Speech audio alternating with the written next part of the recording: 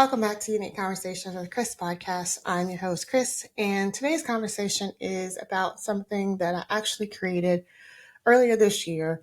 I actually had a whole series about this topic, and for whatever reason, I'm not really quite sure as to why I never released these episodes.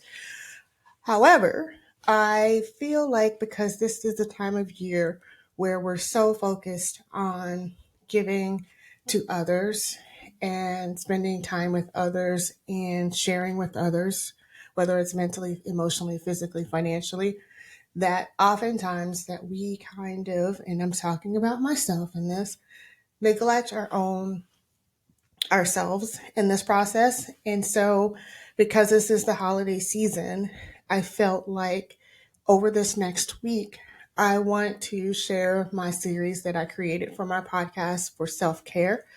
And what it will do is actually different self-care. I mean, it's self-care tips for um, it's just basically self-care tips for just about anyone.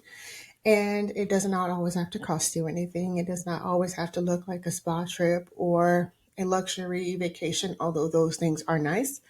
There are things that I share with you in this series that will allow you to expand what self-care means. And I think that as I was going through some of my footage and I was thinking about it, I was like, this might be a good gift for me to you so that you can gift yourself to gift yourself self-care throughout the season when it's quite easy to get to neglect ourselves and not take care of ourselves. So I hope that you enjoy the content this week. I hope the conversation keeps going.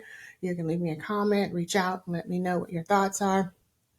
And if you have any additional tips with each of the topics that I've mentioned in self-care, I'd love to hear from you so that way we can keep our community conversation going within our community.